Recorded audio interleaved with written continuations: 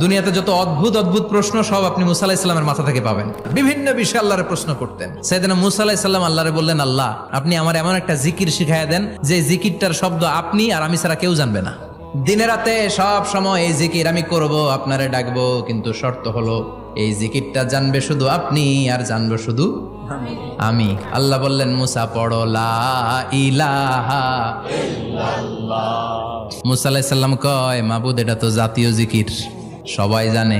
আমি তো চাইছি এক্সেলেন্ট একটা জিকির, কারো কাছে নাই, শুধু আমি জানবো আর আমি পড়বো।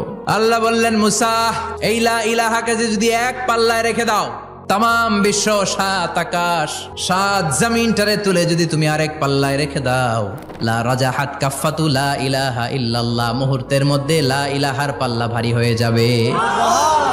ও মুসা, তুমি যতই এক্সক্লুসিভ জিকির চাও, লা ইলাহার চেয়ে দামি জিকির আমার কাছে নাই।